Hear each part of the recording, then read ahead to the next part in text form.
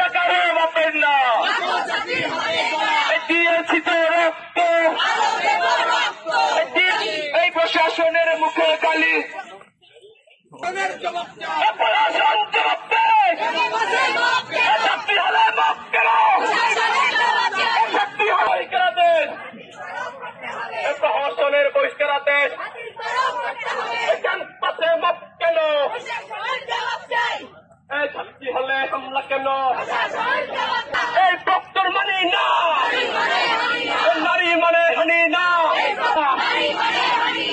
অবিলম্বে প্রক্টরকে বহিষ্কার দেন মানি না মানছি না বহিষ্কার দেন এই ক্যাম্পাসে যে প্রক্টরের যে মন্তব্য নিয়ে যে এতটা আন্দোলন আর কি, তো এটা নিয়ে আপনারা কোনো সিদ্ধান্ত নিয়েছেন কিনা বা ভাবছেন কিনা এটা মানে এটা সুরাহা করবেন কিনা? ওরা তো চাচ্ছে প্রক্টরের পদত্যাগ, কি আপনাদের অবস্থান কি? প্রক্টর একটা শব্দ বলেছে, সেটির জন্য আমাদের দৃষ্টি আকর্ষণ হয়েছে এবং প্রক্টরকে এই বিষয়ে দৃষ্টি আকর্ষণ করেছি।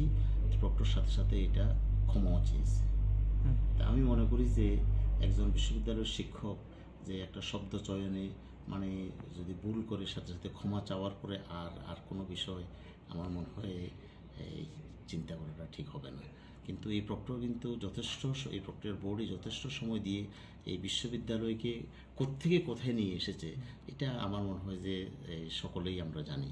তো আমরা ভুল কাজ করতে গেলে, কথা বলতে গেলে ভুল ত্রুটি হয়তো একটা দুইটা শব্দ হতে পারে, সেটার জন্য যখন ক্ষমা চেয়েছে আমরা মনে করি যে আল্লাহর কাছে ক্ষমা চাইলে তো আল্লাহ ক্ষমা করে দেন।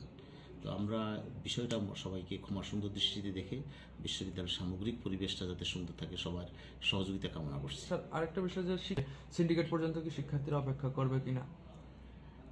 আমরা তো শিক্ষার্থীদেরকে সিন্ডিকেট পর্যন্ত মানে শিক্ষার্থী যখনই তার চিঠি পাবে তখনই সে বুঝবে তার বিরুদ্ধে কি ব্যবস্থা নেওয়া হয়েছে। তো এখনো অফিসিয়ালি সে জানে না।